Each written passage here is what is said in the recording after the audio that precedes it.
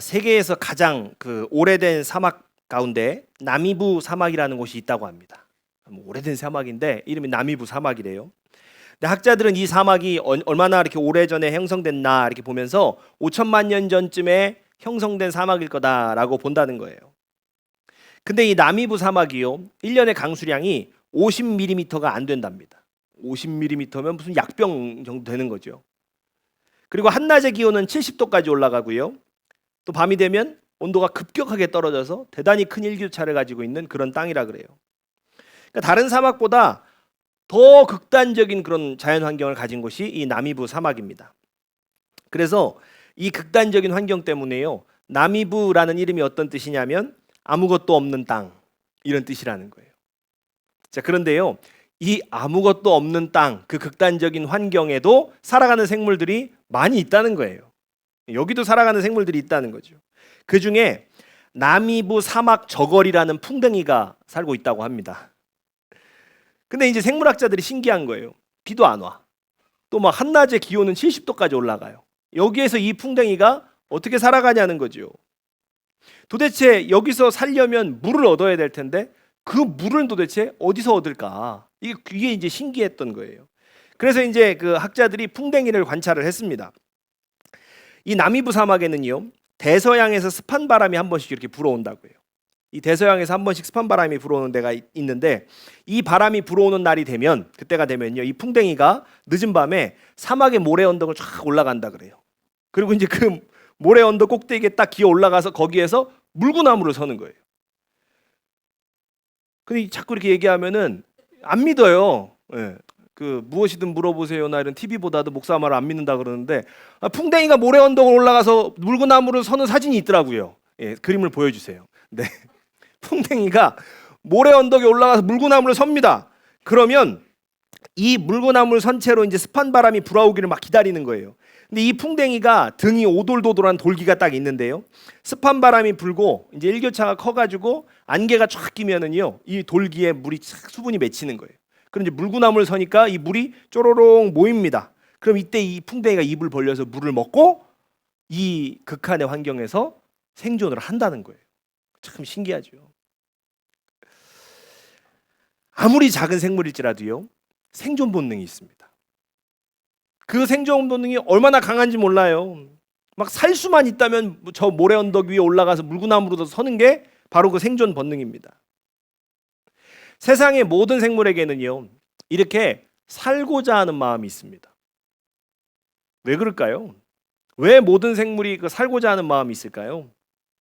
하나님께서 태초부터 생육하고 번성하라는 명령을 주셨기 때문이에요. 우리는 이게 이제 사람에게만 주어진 그런 그 명령이라고 때로는 오해를 하는데요, 사실 이 명령이 사람에게만, 인간에게만 해당되는 것이 아닙니다. 창세기 1장 22절을 보면요, 하나님은요, 바다의 생물들, 땅의 새들을 그 지으신 뒤에도 뭐라고 얘기하시냐면 생육하고 번성하라는 말씀을 주세요. 그러니까 생육하고 번성하는 것은 이 땅에 숨쉬는 모든 피조물에게 주어진 명령입니다. 자, 대신에요, 사람에게는요, 또 다른 명령이 있어요. 다른 명령이 추가가 되어 있습니다. 그 명령이 무엇이냐? 자, 창세기 1장 28절 말씀을 같이 한번 보겠습니다. 시작. 하나님이 그들에게 복을 주시며 하나님이 그들에게 이르시되 생육하고 번성하여 땅에 충만하라. 땅을 정복하라. 바다의 물고기와 하늘의 새와 땅에 움직이는 모든 생물을 다스리라 하시니라. 아멘. 생육하고 번성하는 것은 모든 피조물에게 주신 명령입니다. 자, 그런데요, 사람에게는 어떤 명령을 추가해 주셨냐면 땅을 정복하고 모든 생물을 다스리라는 명령은 사람에게만 추가로 주신 거예요. 자, 그러면 여기에서 땅을 정복하는 것은 어떤 의미일까요? 막 전쟁을 치러 가지고 땅을 차지하는 것, 그게 이제 이 의미일까? 그것만 이제 이것을 의미하는 것일까? 하나님께서 말씀하신 정복이라는 것은 카바쉬라는 단어인데요, 이 단어의 의미를 우리가 잘 알려면 이 단어가 똑같이 쓰인 미가서를 좀 봐야 됩니다. 카바쉬라는 단어를. 자, 미가서 7장 18절로 19절 말씀. 자, 우리 같이 보겠습니다. 시작. 주와 같은 신이 어디 있으리이까? 주께서는 죄악과 그 기업에 남은 자의 허물을 사유하시며 인애를 기뻐하심으로 진노를 오래 품지 아니하시 다시 우리를 불쌍히 여기셔서 우리의 죄악을 발로 밟으시고 우리의 모든 죄를 깊은 바다에 던지시리다. 아멘. 하나님께서 우리를 불쌍히 여기셔서 우리의 죄악을 밟아서 없애버리시는 것, 이것이 카바쉬라는 거예요. 이게 정복이라는 단어예요. 그러니까 창세기가 말하는 정복은 무엇이냐면 인간이 단순히 땅을 얻기 위해서 전쟁하고 땅을 차지하는 것, 그것이 아니라 이 땅을 살면서 죄를 정복하면서 사는 것을 이야기하는 것입니다. 자, 동일하게 주어지는 명령이 있지요. 모든 생물을 다스리라. 자, 이거는 히브리어로 라다예요. 라다. 이 다스리라는 것은. 그러니까 이게 어떤 의미냐면 모든 생물보다 높은 위치에서 지배권을 가지라는 명령이에요. 지금 우리가 생각해 보면 어려운 것 같지 않아요. 모든 동식물보다 우리가 높은 위치에 있는 것 같잖아요. 당연한 이치라고 생각하지만 사실은요, 창세기 이후에 이스라엘 백성들이 살아가는 모습을 보면 그렇지가 않습니다. 그들은요, 이집트에서 온갖 동식물을 신으로 섬기는 그 문화의 영향을 받아요. 한번 생각해 보십시오. 시내 산에 올라간 모세가 안 내려와요. 그러니까 이스라엘 사람들이 어떻게 합니까? 이집트에서 배운 대로 금송아지를 만드는 거예요. 그리고 그걸 숭배합니다. 이집트의 문화를 보시면요, 소, 개구리, 메뚜기, 이거 다 신입니다. 신. 모든 생물 위에서 지배권을 가지라는 하나님의 명령에 반대로요, 인간은 사실은 그 동식물들을 섬기며 살아왔어요. 지금도 가만히 생각해 보면요, 인도에서는 사람보다 소가 위에요. 자, 우리가 하나님께 주신 명령을 정리해 보면 어떤 겁니까? 그러면 생육하고 번성하여서 죄에게 지지 말고 다른 피조물들에게 지배당하지 말고 그것들을 섬기지 말라는 것, 이게 하나님의 명령인 거예요. 자, 그러나 우리가 성경 말씀 잘 알잖아요. 아담은 선악과를 먹음으로써 죄에게 졌습니다. 또 가인이 아벨을 죽임으로써 인간이 죄를 정복할 수 없다는 것이 사실은 확실해졌어요. 또 사람들은 온갖 동식물들을 섬기며 살았습니다. 그러니까 하나님께서 인간에게 주신 명령을 인간은요, 지키지 못한 거예요. 그래서 하나님께서는요, 예수 그리스도를 준비하신 겁니다. 인간이 죄를 이길 수 없으니까 예수 그리스도께서 십자가를 지심으로 모든 인간의 죄를 대신 지신 거예요. 인간이 동식물에 머리 조아리면서 섬기며 그 피조물들에게 복종하며 사니까 예수께서 오셔서 만물이 예수께 복종하도록 하셨습니다. 성경은요, 이것을 이렇게 표현합니다. 자, 빌립보서 2장 8절부터 말씀입니다.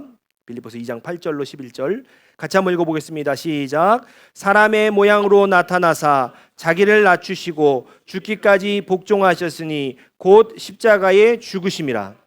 이러므로 하나님이 그를 지극히 높여 모든 이름 위에 뛰어난 이름을 주사 하늘에 있는 자들과 땅에 있는 자들과 땅 아래에 있는 자들로 모든 무릎을 예수의 이름에 꿇게 하시고 모든 입으로 예수 그리스도를 주라 시인하여 하나님 아버지께 영광을 돌리게 하셨느니라. 아멘. 땅을 정복하고 모든 생물을 다스리라는 말씀에 사실 인간은 실패했지만 예수께서 오셔서 대신 이 명령에 순종하신 것입니다. 자, 그러면 이제 우리가 해야 하는 일은 아무것도 없는 걸까요? 예수님 다 순종하셨으니까 우리는 어떤 명령 남은 게 없는 것일까요? 땅을 정복하고 다스리라고 하는 그 명령 앞에 또 다른 명령이 있어요. 그 명령이 뭡니까? 생육하고 번성하라는 거예요. 우리에게 아직 남아있는 명령이 있는데 그것이 바로 생육하고 번성하라는 것입니다. 생육하고 번성하라는 말씀은 인간에게 최초로 주어진 명령이었습니다. 그러니까 다른 말로 표현하면요, 하나님께서 모든 인간에게 주신 최초의 사명이라는 거예요. 인간이 살아가는 이유이자 목적이라는 말입니다. 그러므로 우리가 생육하고 번성하라 이 말씀을요, 뭐 그저 그런가 보다, 그냥 성경에 있는 말씀인가 보다 하고 이게 그냥 넘어갈 수 있는 그런 것은 아니라는 거죠. 자, 그러면 우리가 생각해 봐야 됩니다. 도대체 생육하고 번성하는 게 무엇일까? 이 시대의 기독교는 이 말씀을요, 그저 자녀 낳는 것으로 한정지어서 생각을 합니다. 그래서 아이 낳지 않는 자녀들에게 부모님 세대가, 어른들이 아주 이게 하기가 좋은 말이에요. 성경의 말이야. 생육하고 번성하라는데 요즘 젊은 사람들은 말이야, 뭐 이렇게 얘기하기 너무 좋은 말이에요. 자, 그러면 정말 아이를 낳기만 하면 이 사명을 이루는 걸까요? 한번 생각해 보세요. 얼만큼 생육하고 번성해야 이 사명을 또 이루는 거예요, 그러면? 정말 그렇다면요, 아이 낳기만 하면 이 사명을 완수하는 거라면 기독교 역사상 가장 위대한 인물인 사도 바울은 탈락이에요. 왜냐하면 사도 바울은 결혼 자체를 안 했기 때문에 인간에게 주어진 최초의 사명에 접근도 못한 사람이 되는 것입니다. 결혼하지 않는 모든 사람, 아이를 원치 않는 모든 사람, 또 사실 아무리 기도해도 아이가 생기지 않는 그런 가정까지 모두가 다 인간에게 주어진 사명을 이루지 못하는 실패자가 돼버리는 거예요. 하나님은 정말로 그런 뜻으로 생육하고 번성하라고 말씀하셨을까요?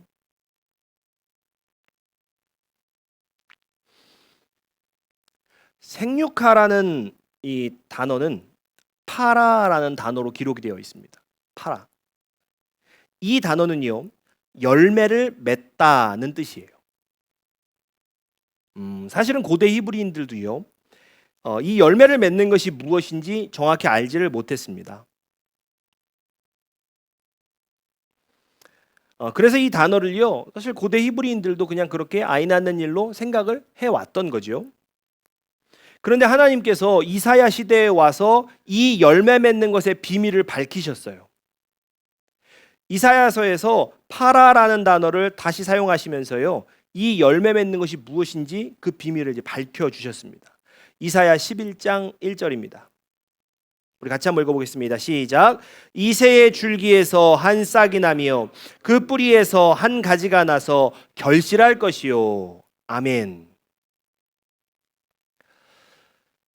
다윗의 아버지인 이새의 줄기에서 한 싹이 나온다는 이 말씀은요, 다윗의 집안을 통해서 예수 그리스도가 나신다는 말씀이에요.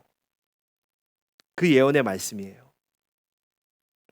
이새의 줄기에서 한 싹이 나고 가지가 자라서 그 결실을 맺는다고 할 때 파라라는 단어가 동일하게 사용이 됩니다.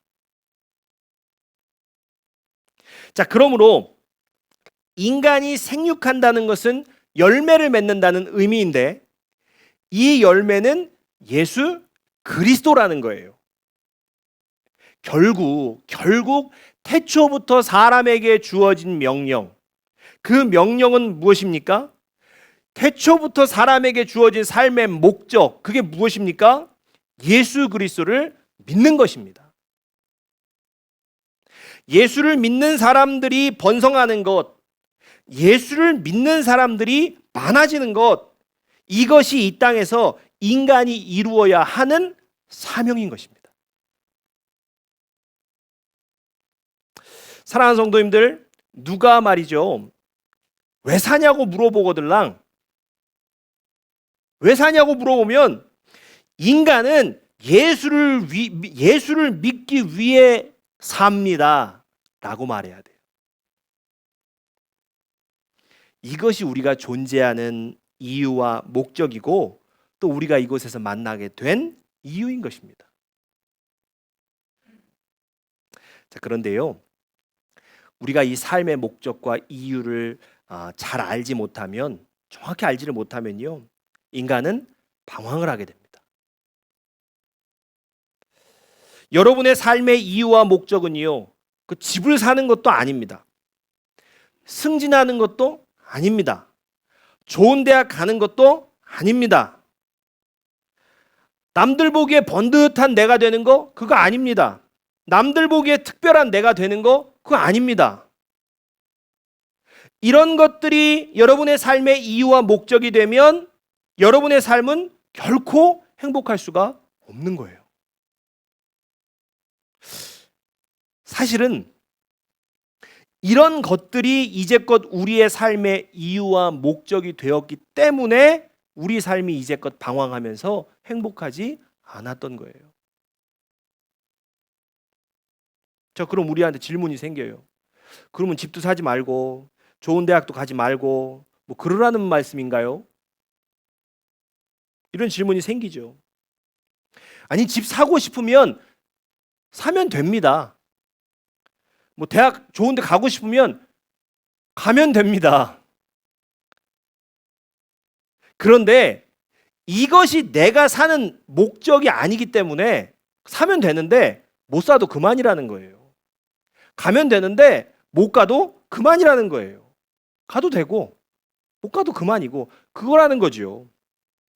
내가 살아가는 이유가 아닌 것에 목숨을 걸고 인생을 걸지 말라는 것입니다. 여러분, 지난 날을 한번 돌아보십시오. 여러분, 그렇게 목매던 것들이 정말로 여러분의 삶의 이유와 목적이었습니까? 그것 때문에 이 세상에 태어났고 그것 때문에 이 세상을 살며 그것을 이루지 못했을 때 막 하늘이 무너지고 그러셨습니까? 여러분의 삶을요, 한 발짝 뒤로 물러서서 한번 관찰해 보십시오. 사실 여러분의 삶을 그토록 괴롭혔던 것들은 못해도 그만, 안 돼도 그만인 것들이었습니다. 자, 그런데 누가 여러분에게 그 목표를 주었습니까? 그렇게 죽으라고 따라가라고 그 목표를 누가 주었어요? 하나님이 주신 목표입니까? 아니면 세상에 떠밀려서 세운 목표입니까? 만약에요, 우리가 세웠던 목표, 그거 못 이뤄서 그거 못 이루면 세상이 무너지는 그런 정말 그런 거였다면요, 하나님께서요 주셨을 거예요. 여러분, 나에게 필요한 것은 하나님이 주십니다. 반드시 주십니다.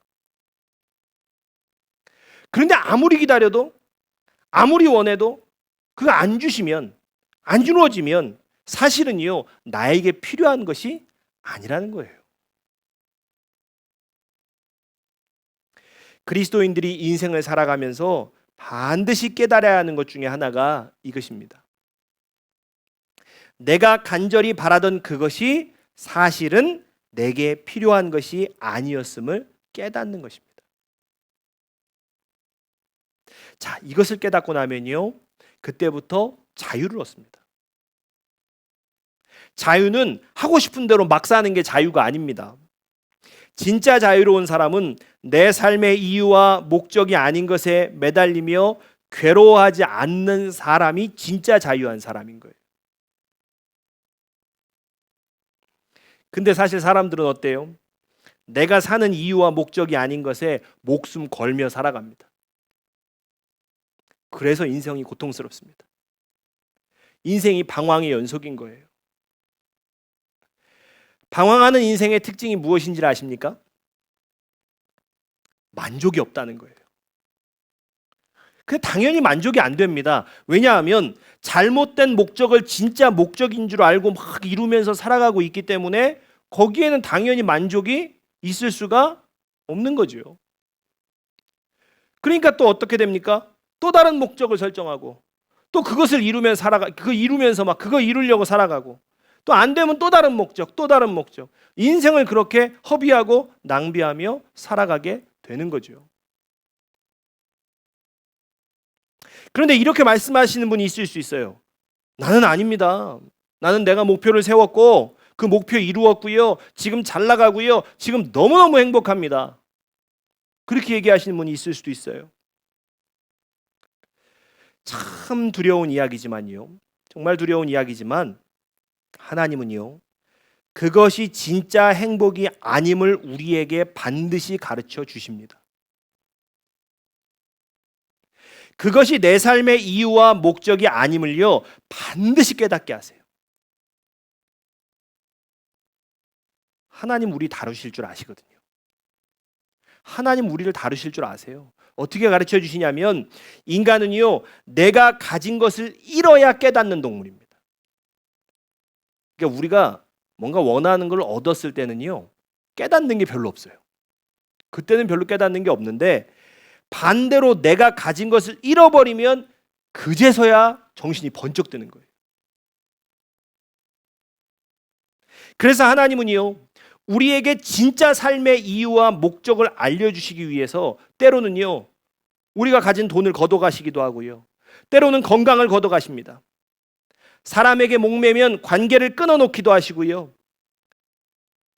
바라던 일들이 허무하게 사라져버리게 하시기도 하고 또 정말로 평생 공든 탑을 무너뜨려 버리세요.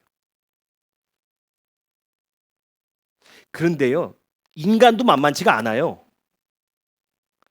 하나님께서 한 대를 탁 치시면 얼른 정신을 번쩍 들어야 되는데 공든탑이 무너지면요. 그 공든탑 무너진 주변을 서성거리는 게 사람이에요. 그러면서 내가 붙잡고 있는 그것이 결코 너의 인생의 목표와 행복이 될 수 없다라는 하나님의 말씀을 인정하기를 싫어해요. 인정 못합니다. 공든탑 주변을 서성거리면서요.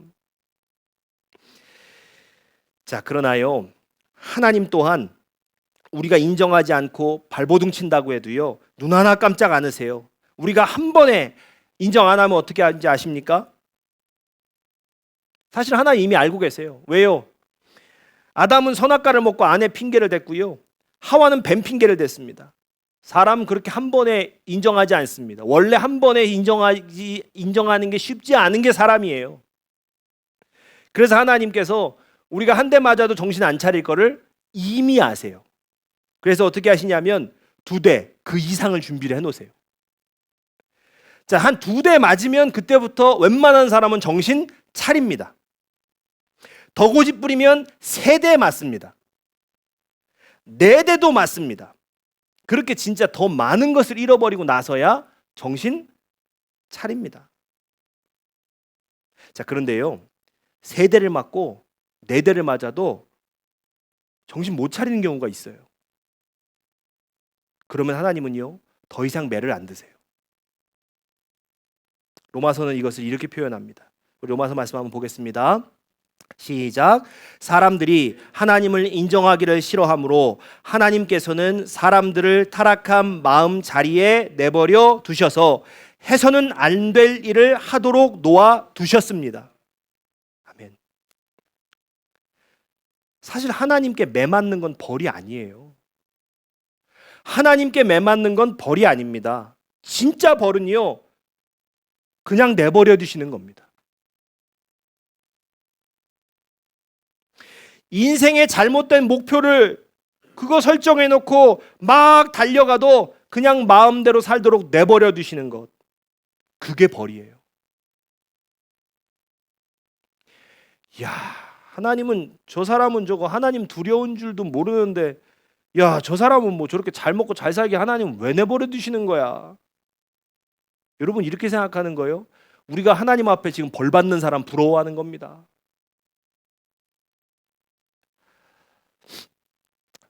사실 우리 중에요. 하나님 앞에 매 한 번 안 맞아 본 사람 아무도 없어요. 다 우리가 소그룹 나눔할 때 가만히 들어보면요. 전부 하나님한테 매 맞고 정신 차린 얘기들 나누시는 거예요. 사실 우리가 하나님께 매맞고 정신 차린 이야기 빼면요, 우리의 신앙을 논할 수조차가 없습니다.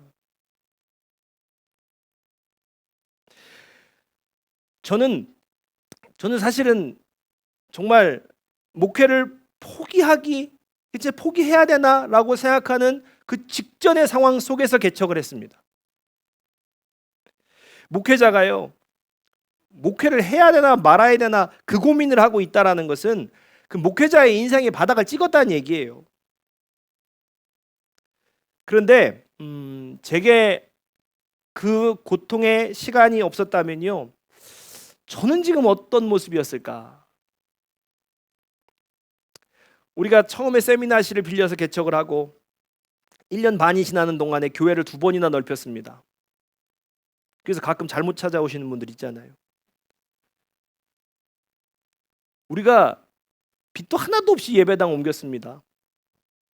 우리 성도님들은요, 뭐 언제나 서로 이해하고 배려하면서 신앙생활해요. 우리 교회가 늘 평안합니다. 만일 제게요, 그 고통의 시간이 없이 모든 일이 이렇게 됐다라면 제가 얼마나 오만방자했겠어요. 안 봐도 비디오예요. 교만이 하늘을 찔르지 않았을까요? 다 제가 잘나서, 다 내가 잘해서 된 거라고 아마 그렇게 크게 착각했을 것입니다. 그러나 그 고통의 시간을 지나고 나니까 모든 게 하나님 준비하신 여호와 일의 은혜인 거예요. 그 고통의 시간을 지나고 여기까지 오니까 여기까지 인도하신 에베네셀의 은혜인 것입니다. 그거 말고는 표현할 길이 없어요. 교회가 얼마나 소중한지, 정말 우리 교회가 얼마나 소중한지, 정말로 우리 성도님 한 분 한 분이 얼마나 존귀한지, 아마 제게 그런 고난이 없었다면요, 절대로 아마 제가 알지 못했을 거예요.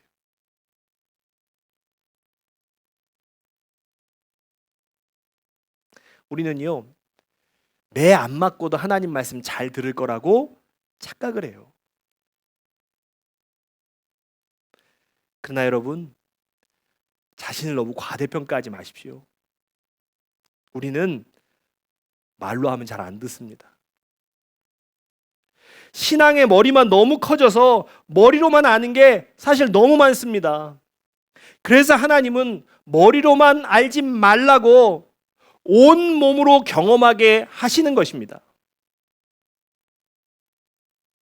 우리는 매를 맞고 나면 하나님께 항복합니다. 그때 내 삶의 가짜 이유와 목적을 버리게 됩니다.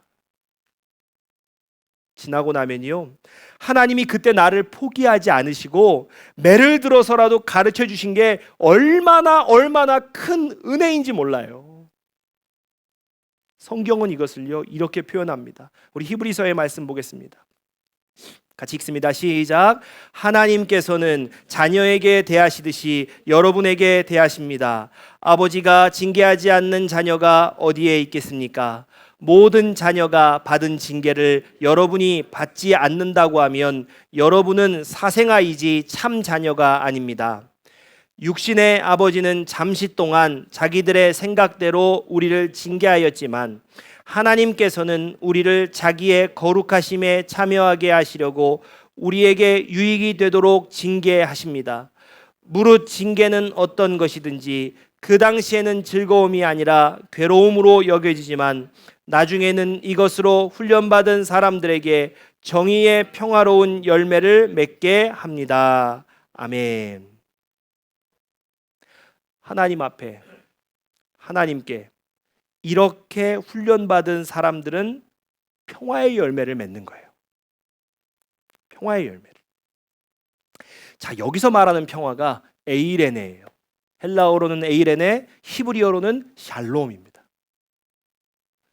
자, 그런데요, 예수님 당시에, 그 당시에 로마 사람들은 평화를 이야기할 때 에이레네 사용하지 않았어요. 뭘 썼냐면 팍스라는 단어를 썼습니다. 자, 그런데 이 팍스라는 단어를 쓰기 위해서는 조건이 붙습니다. 로마의 경제와 정치 상황이 안정적이어야 했어요. 그래야 팍스다. 로마 제국 어느 한 지역에서라도 분쟁이 있으면 안 돼요. 경제가 어려워도 안 됩니다. 이런 조건들이 딱 맞아 떨어져야 팍스 평안하다라고 이야기했던 거예요. 그러니까 다시 생각해 보면 세상이 주는 평안이라는 것, 그 돈 없으면 누릴 수가 없다는 거예요. 갈등이 있고 분쟁이 있으면 누릴 수 없는 게 세상이 이야기하는 평안이에요. 나를 둘러싼 외부의 환경과 조건이 좋아야만 평화를 누릴 수가 있는 겁니다. 그래서 사람들이 나를 둘러싼 조건을 좋게 만들려고 길을 쓰며 사는 거죠. 그런데 한번 생각해 보십시오. 백발이 성성할 때까지 안정적으로 돈을 벌 자신이 있으십니까? 집이 낡으면 바꾸고, 차 낡으면 또 바꾸고, 좋은 거 나오면 또 바꾸고, 자식이 남들 보기에 번듯할 때까지 정말 평생 잔소리해 가면서 자식 뒤쫓아 다니면서 뒷바라지 하시면서 그렇게 따라다닐 자신 있으십니까? 평생 누구와도 갈등을 빚지 않고 화평하게 살아가실 수 있는 자신이 있으십니까?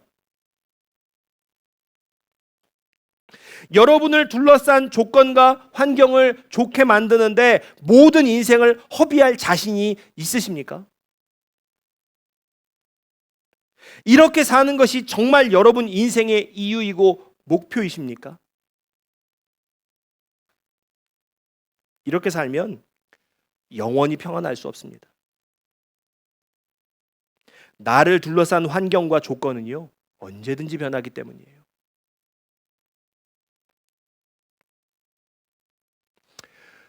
오늘 성경은 우리가 존재하는 이유는 열매를 맺는 것이고, 이 열매를 맺는 것은 예수를 믿는 것이라고 말합니다.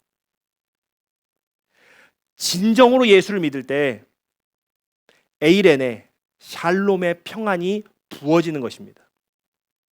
샬롬은 나를 둘러싼 어떤 환경과 조건에도 상관없이 하나님께서 내 안에 부어주시는 평안이에요.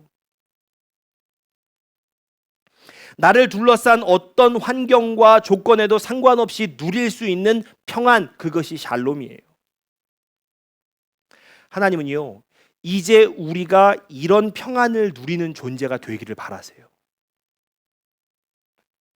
매번 주변 환경과 조건의 평안을 빼앗기며 불안과 걱정과 비교와 분노로 살아가는 게 아니라 우리가 진정한 평안을 누리며 살기를 원하십니다.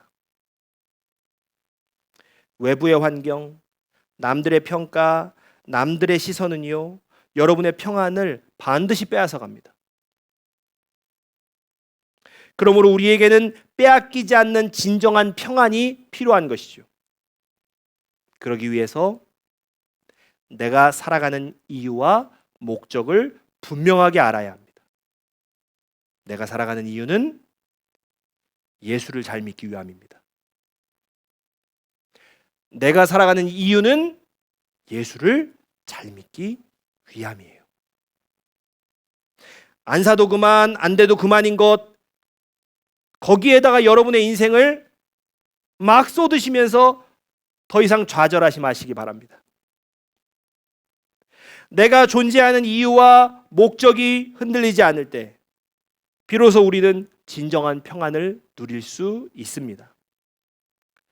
주님 오심을 기다리는 이 계절에 참된 평안이 저와 여러분 안에 있기를 주의 이름으로 축복합니다.